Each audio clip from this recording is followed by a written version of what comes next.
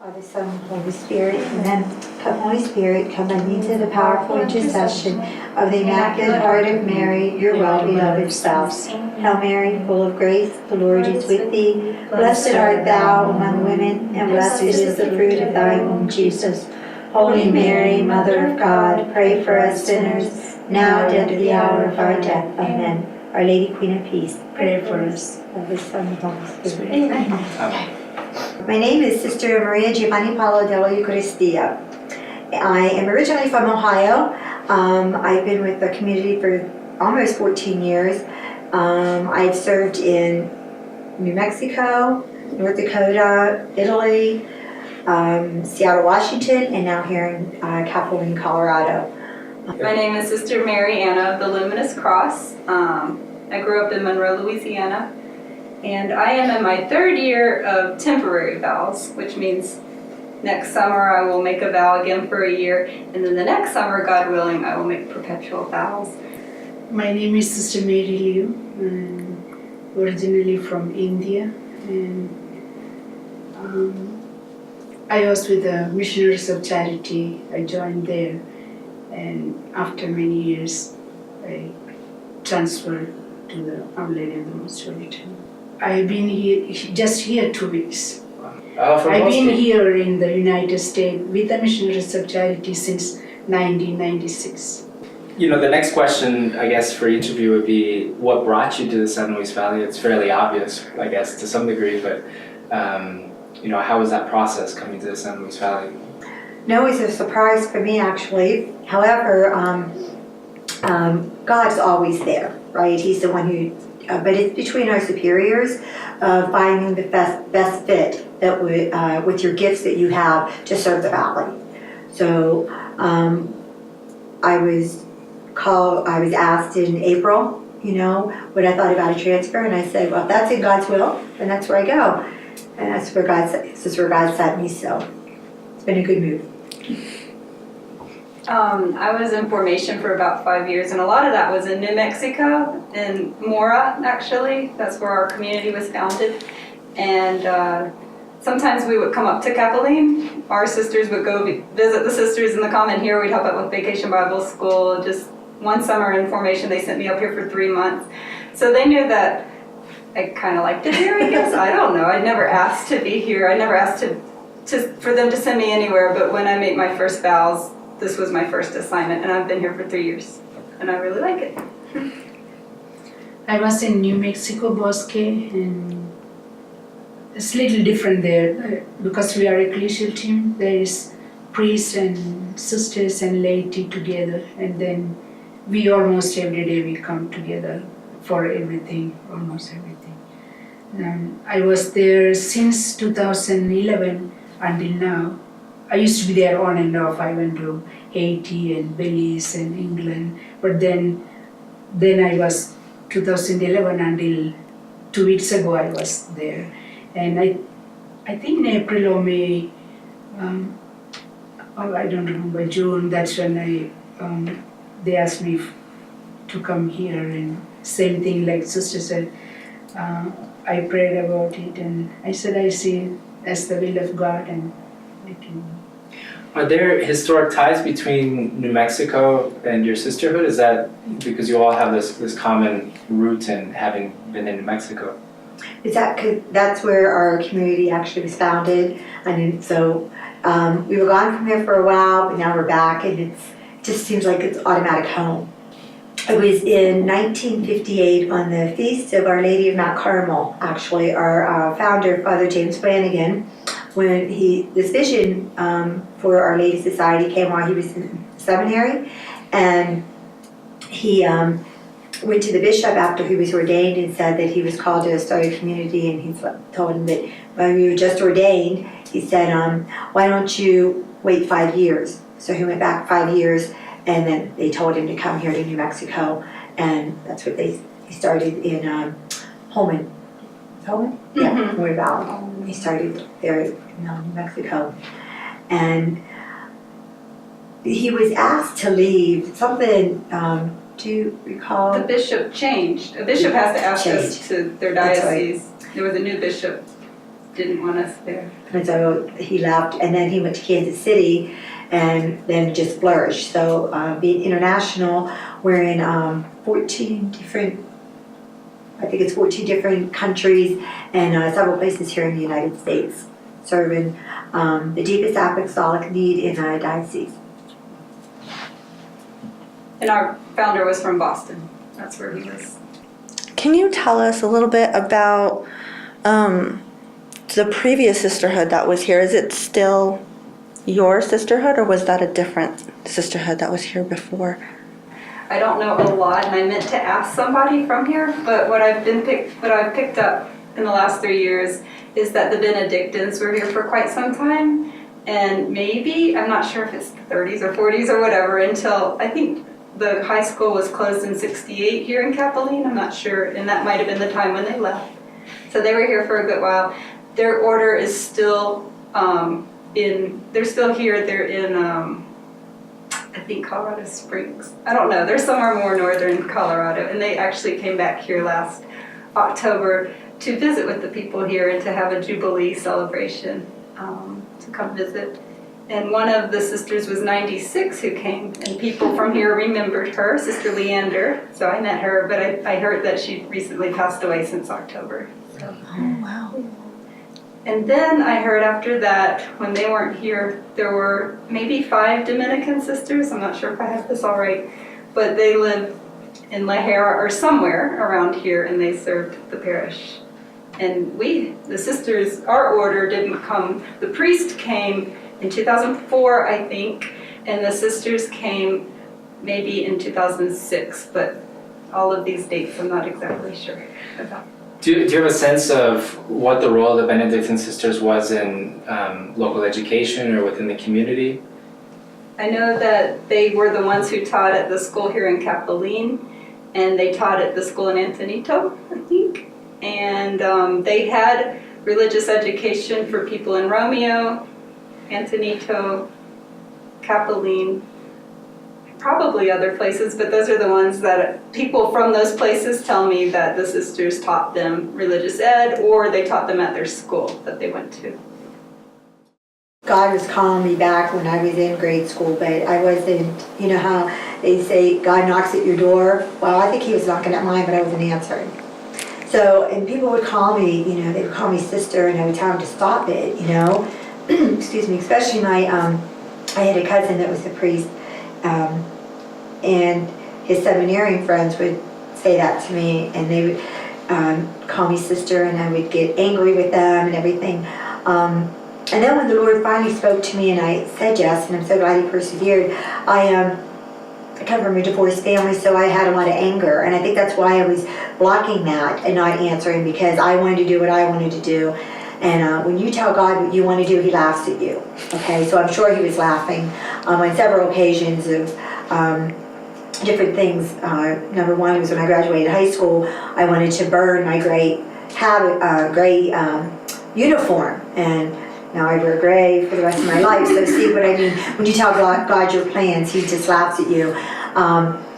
And I knew he wanted me to serve his people, and I thought it was to be, you know, a nurse. So I was thinking maybe that's what I need to do, but unfortunately it wasn't that. And when he called me to be a sister and he spoke to me from the tabernacle, I didn't realize that's what he was doing, but it was. And you know, until you find where God's calling you, you know, you persevere. So I'm just glad he persevered with me in knocking at my door, and that I finally opened. And that's where the peace is. When you open that door, you say, okay, I'll do what you want. I was visiting the Josephinum in Columbus, Ohio, because I'm from Ohio, and I walked into the chapel there, and I knelt down, and within 15 seconds, the Lord spoke to me from the tabernacle. I had not a clue that's what was happening. I just know I just burst into tears, and I just cried, and I'm like, oh, I've got to stop because I'm in a seminary. But I would go back there all the time because there weren't sisters in habits. They were in street clothes, and I wanted a habit sister. You know, when somebody, you know, an order in a habit, and so I just kept going, and that's the Eucharist has always been in my life, because that's where when you open your heart to God and let him talk to you, I mean, everything just, and it was just so peaceful. You've gone to adoration before, and you're in that adoration, and God's talking to you, and you're like, oh my gosh, I just feel that peace, that love that's coming through. And then he showed me, you know, all those different times that he was calling me, and I wasn't listening. I wasn't listening to him at all. But it just felt like a bolt of the Holy Spirit just going in, and you just feel it, you know, you just, wow, what was that, you know, until you realize that was the Holy Spirit, and it was God talking to you. And so ever since, you know, my time in the chapel, and I even have a little altar in my room where I sit there and I pray, because it's so peaceful. It's just so peaceful. And that's here in the valley, that's what it is. It's very peaceful here. You know, and having that, you see God's country everywhere you look. I tell my friends, my new neighbors now are the cows. But you know, it's beautiful. Our order is called the Society of Our Lady of the Most Holy Trinity, and it's SOLT for short, so SOLT. Sometimes we say SOLT sisters or whatever. But I didn't want to be a sister. God was very patient with me too, and probably for 12 years. Upon reflection, I could trace a journal entry back to sophomore year of high school, but I didn't even know it was there until after I was in formation and looking back through my stuff, because you have to go through everything. I was like, because I had a teacher, an English teacher at my Catholic school, and she had been in formation, but she had stepped out of the convent to discern, and she was actually dating a man, and we all knew this. But in one of my journal entries, I put, what if God wants me to be a sister? So I found that a long time ago. But I wouldn't have thought consciously, I really thought about it at all until I was actually dating someone at senior year of college, and for about 2 years, and just on and off. I could push the idea out of my mind, but it was still there in the back of my head. Maybe God wants me to be a sister. And that's the way I put it at that time. I mean, that's what the phrase was in my head. Maybe God wants me to be a sister. And I just kept ignoring that for a while, and I even said yes when he asked me to marry him, which I shouldn't have. But we grow and we learn. But I was engaged for 4 months, and at the end of 4 months, I knew that God did not want me to. That wasn't his will for me to marry him. And so he gave me the courage to give the ring back. But, so for the next 7 years, I grew in my faith, because I was like, oh, there's someone other than me, because that was not me saying don't marry him, basically. And I knew God, and I loved him, and I had faith since I can remember, but this was a new level, I guess, to know that God might have a will for me. Nobody had ever really told me that I knew that there were different vocations, but I didn't know, nobody ever said discern what your vocation is, so I hadn't done that.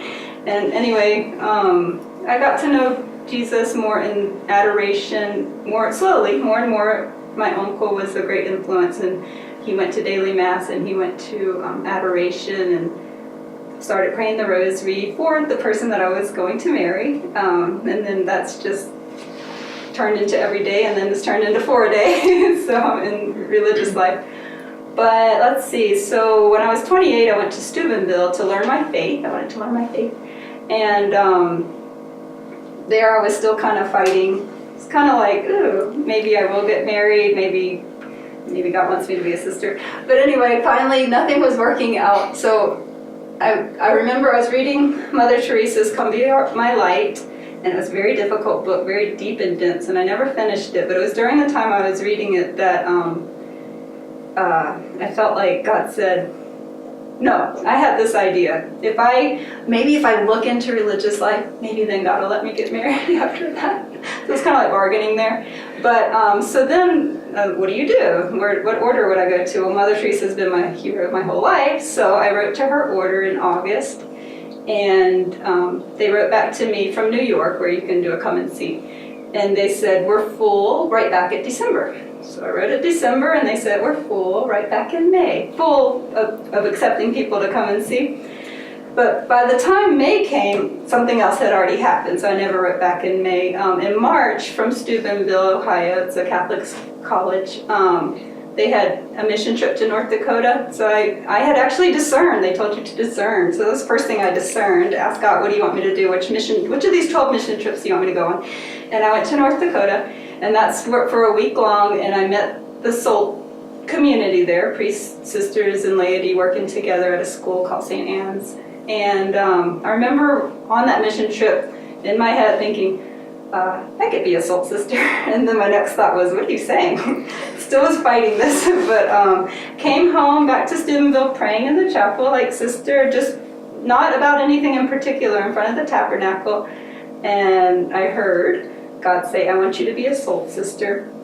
And for the next 5 minutes, everything in life made sense. It was just a different experience than I'd ever had before. And so that was just a real experience that I could keep. I knew that happened, because if this is God's calling for me, then I will do this. And then Our Lady gave me a gift of a tiny bit of joy, and ever since then it's been growing. So. For me, my beginning was, I can remember when I was very little, I think my mother, when she does something, she asks, what do you want to be when you grow up? So I don't know where I got idea, since I just told her I want to be a sister. So I don't know where I got that when I was 5. But then I went to school, and then in the school, we for the holidays we have retreat by the Capuchin. So one of the things that touched me was from the St. Matthew's Bible, where Jesus says, when they asked him question that the Lord, where you live, said the foxes have their holes and the birds they have their nest, but the Son of Man has nowhere to lay his head. So when that was explained, I was so touched by that, and I wanted to be like that. So when I think 7th grade, I went to my parish priest and asked him that I want to join to be a sister. He told me to continue my studies, and I did. And when I finished my high school, so I knew my mom's sister, her aunts, 2 sister-in-laws, they were helping the orphanage, and I don't know where I heard, my idea was that they go to house to house, and they didn't have a place to stay. They stayed wherever they went. I don't know where I heard that. So I wrote to them, I said, I want to be like you, and so please help me. So they were with Mother Teresa. I didn't know that, and I never heard about Mother. So the next thing I know was I got a letter. I think they went and spoke with Mother, because she doesn't, I wrote in my language. I think they must have explained to Mother in English, and so I wrote a letter saying all that I need to take, and there I had to go through exam, X-ray different for the health, and to go for the next was in Madras. I should go there with all the requirement. So that's what I did. I went there and I joined, and I was sent to. I became a sister, active sister, because Mother has. I'm just making it short. With us for the sisters and priests and brothers. The sisters are contemplative and active branch, and I was in the active branch. I was in 1977 to Africa, Tanzania. Mother was starting, the Missionaries of Charity were starting a novitiate there. So I was 4 of us were sent from India to join the sisters. There were 7 of them there in Tanzania. So I went there and I loved it, I enjoyed it, and I knew what I'm doing for Jesus. And Mother would come visit, she'd give us instructions. And so for the final years, we had to go back. The Missionaries of Charity called it tertianship or third year, tertianship, I think, for the final preparation for your final work. So I, 85, went back to Calcutta. I did make my final works, and I was sent back to Africa, and from there I went to South Africa, and there my dad had an accident, and so I wanted to go. Mother was in India my uncle is a priest, so he asked me if I want to go. I said yes. So he asked what I need to do. I said call mother and get permission. So he did call, but she was in China. So he spoke to the assistant and she spoke to the regional, but then nothing happened. So I got kind of upset because my dad was in ICU. He was dying, and my uncle, he was calling me every day, preparing me for his death. So at that time I decided I'm going to go home and I will do the work whatever way I can. I won't be able to do like in the society. So I told them I want going home. So they sent me back to Calcutta. And at that time mother was there. So then I went, spoke with mother, and she said, there is no problem, my child. You can go, you can stay as long as you want. So I was happy. And then she told me, she didn't send me right away. I think that was good. She sent me to the contemplative branch. So I went there for a month. So the first thing, when I went, there was a sister preparing for her renewal, and she was, the contemplative, they have 3 hours of holy hour, and they go out for an hour. So she needed to write her renewal letter, so somebody asked me if I could stay there. So I was there before the Blessed Sacrament. It's very close, more close than here now. So there I felt really so peaceful, and I came to understand, not just there, it took a little while, understand, because mother always say you need to have a personal relationship with Jesus, and do you have that? So there I came to grow more in the personal relationship with God the Father, Jesus, and the Holy Spirit. Before in the active work, I enjoyed it. I was doing everything for Jesus, but I didn't have that personal relationship. So after a month, I went home, and when I was going home, before I saw mother, my plan was to go home and stay, not to come back. But after this 1 month, I went home and I was with my father, and he was getting better though. He was in coma for 12 days and he came back. And they did say all the people were praying, because they were getting ready for his burial and stuff. So then I went back, and then I asked mother to continue to be staying with the contemplative branch. So she gave me permission. I stayed and for a year, and then I asked her to be transferred to the contemplative. So I was transferred to the contemplative. But in the contemplative, they just go out for only an hour to be with the people, whoever they meet or visit in the hospital. But they have 3 hours of holy hour, more prayer, meditation. So I wanted little more. I wanted like half and half. And from there I was sent to New York with the contemplative branch in New Jersey, and that's where when I was in India, I met also a sister who came from Cuba who had the same kind of desire. So then we together asked for permission for something like that with the Missionaries of Charity. So the sister in charge of the contemplative, Sister Nirmala, she passed away last year in June.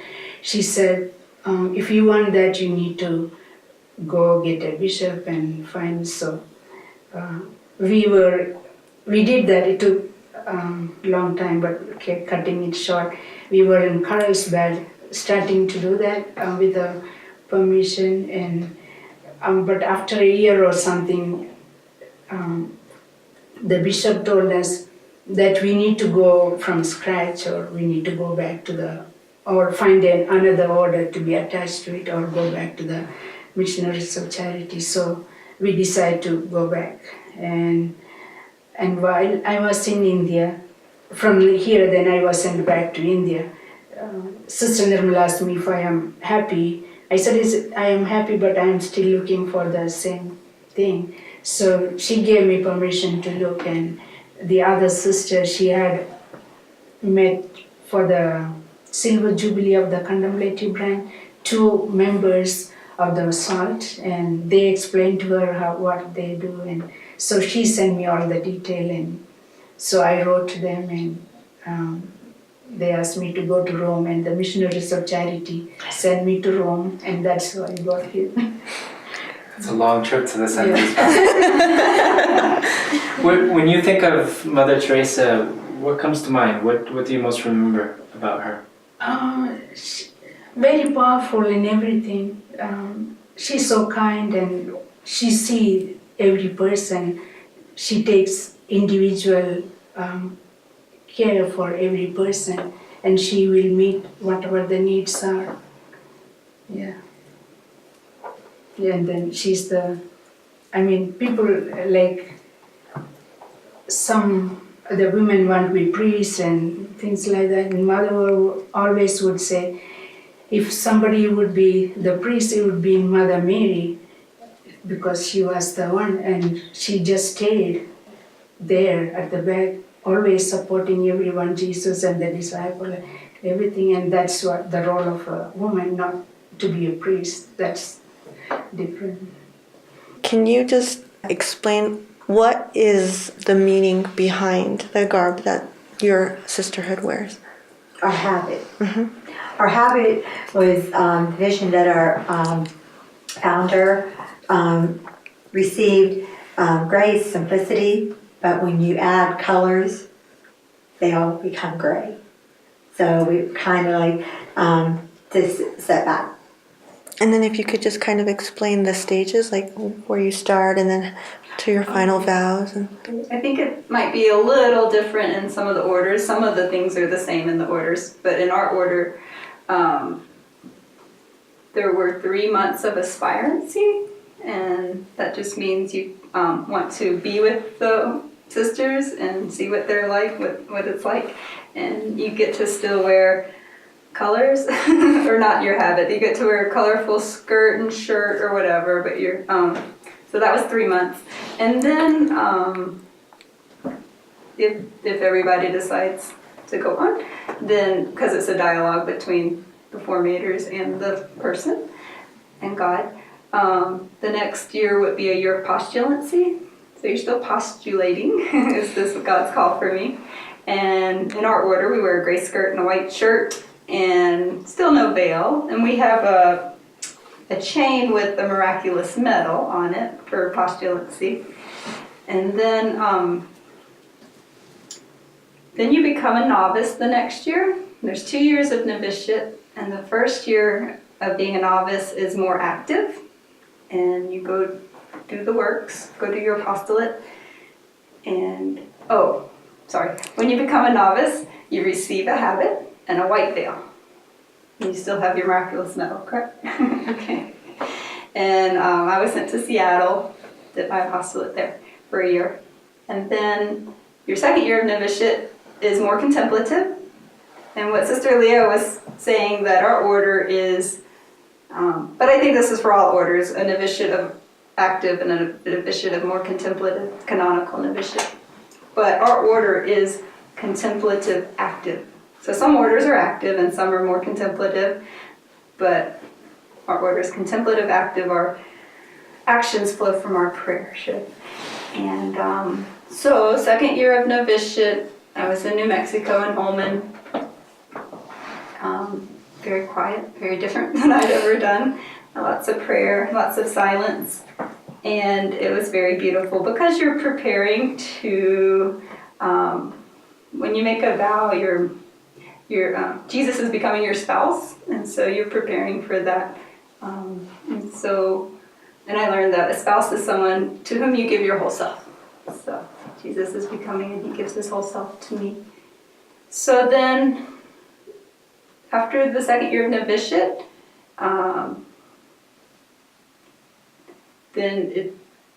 we get to make a vow for 1 year.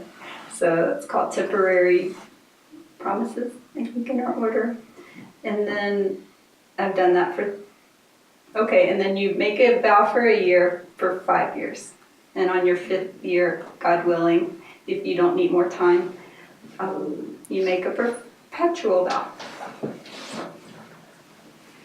And at what point does the veil I'm become sorry, gray? that's right. When I made my first vows, my veil became gray, or I received a gray veil and a crucifix. And then when you make your perpetual vows, you receive, in our order, The scapular, which we're not wearing. it's beautiful. It's a scapular, goes over your scapular bone, I guess, and it's a cloth that goes in the front and the back. It's like our mantle of Mary, our mother's mantle over us. And ours has the symbol of the Trinity, 3 circles with the symbol of the Father, like his hand in blessing, and the cross for Jesus, and a dove for the symbol of the Holy Spirit. And that's what the perpetually professed sisters wear every Mass and every special occasion, but not on a day-to-day basis all day long. And they receive an interior sign. What is it? It's a medallion. Spouse of the Trinity? Yes, that's what. And once, I can't remember what the other side is, but we receive that, and you wear that with your scapular. What is a typical day in the convent here in San Luis or in the valley? In Valley, okay. So in the morning on Monday, Tuesday, Wednesdays, and Fridays, we leave here at 4:45, at 6:45, and we go over to St. Joseph's here in Capelline, and we're with very few, but some of the members of the community, and our priest, Father Toro, and Blair, who's one of our lay members, and we have adoration together. And then we have about 7:30 we have morning prayer, and following we have Mass. And after Mass we come back here and we have breakfast and do whatever we need to do, maybe go visiting somebody or whatever our work is that we have, right? We have specific days that we cook, so if it's your cook day you can prepare for that or whatever. At 11:30 we have our midday prayer, our rosary, and our opposite reading. And then after we have lunch, and then you have a little bit of free time between there. At 4:30 we have evening prayer, and maybe a spousal exercise or spiritual exercise. 2 days, one spousal exercise is on Monday, and spiritual exercise is on Thursday. And then the other days we have liturgy prep. So we either read or we read and share what the readings mean to us or what we've received out of the readings. And I teach CCD on Sundays, 3rd and 4th grade, a challenge with their cute little kids over here at St. Joseph's in Capelline. And then I go to La Hera after that and work with the youth group. And I really enjoy working with the youth here. Awesome kids. And on Wednesdays, I help with our CIA. And I like to talk, so we go visiting people, and, they want to do things for the sisters, so they'll call and ask us to do things. And we went a few weeks ago, and then again, kind of the other day, we went gleaning. We did that. That was pretty cool. I've never done anything like that before, so that was kind of fun. And we have potatoes for the year, I think. But so it's a slower pace than what I had previously done. I've done lots of things, but whatever God has in store, I'm ready to go out there. And What is some of the work that you do in the community? What are some of the social issues that you see within the community? Well, one thing I am going to say, we talked about this, was they always say, "Oh, you're a sister. Where's your ruler?" Okay, we've always heard sisters hit with rulers, and perhaps that happened back in the day, but and it wasn't just sisters. I'm sure that the lay, did the same thing, but it was always the sisters. Oh, I get hit on the knuckles with this and that, and I always tell the kids, well, then they must have been bad. That's all I can say. But we're not that way. I'll speak for our SOLT community. We're very loving, and we do anything to comfort a child in any way. I just from Texas to Seattle and to here, there's so much brokenness. And I guess coming from a broken family myself, I can sense or I see that a lot. So I'd like to give to those children. I was blessed to have a great family that could hold it together because we were all there in the same, community. But here, you have a lot of kids in the world that have siblings, maybe the same mother, but all have different fathers, and it's just so much out there that you just want to show them that you love them and let them know that you're there for them. It's the spiritual mother who we are, is representing our Blessed Mother here. So that's what I always tell the kids. Now, the priests represent Jesus, and we represent Mary. Do you think Mary would hit Jesus with a ruler? Of course not, so we don't either. So. First, I'd like to clarify the nun and sister. Mm-hmm. Nuns are cloister. Okay, so what they probably don't even know about cloister, to be quite honest, because we're blessed to have cloister sisters that pray for us 24/7. To know that we're being prayed for all the time is a true blessing from God. I mean, I really believe that. And sisters, of course, we're, the apostolic contemplative or contemplative apostolic, whatever that vision is for each community. I just wanted to clarify that because I don't think people understand that, but I'd just like to put that out there. So, Sister Leo, go ahead. Can you answer? Any misconceptions about sisters? I think maybe sometimes they associate us with Muslim because of covering the things. So they will ask. I think in Africa they had asked like that. So then I explained to them that we are the spouse of Jesus Christ, and we cover our showing that we are not of the world, but we are set apart for the consecrated life for God or for God. We were wondering, as a sister, what is the biggest sacrifice that you've made to be a part of this life? We all agreed, I think. Yeah, leading the family.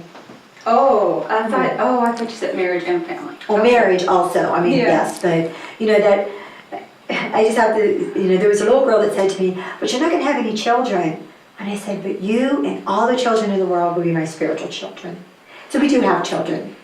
It's nice. I remember someone saying, well, this child is crying, I can give it back to their mom, and I'm done, So, it's a little joke there, but, we don't have our own children, but having all the children become our children.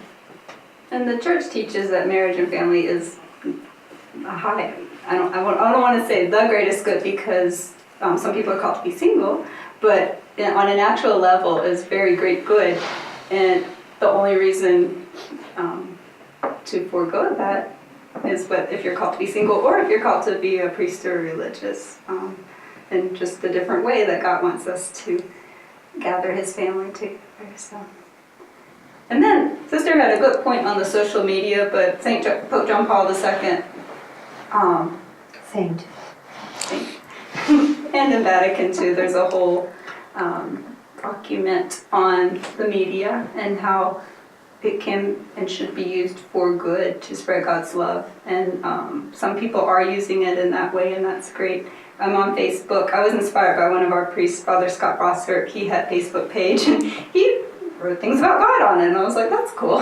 So I did get a Facebook page, and I tried to share things about the Eucharist, or my sister always put something about Mary on there. I'm so thankful for my sister Katie who does that. And when I said happy birthday Mary, I think 12 of my friends, some that were surprised, liked it, and I was like, oh good.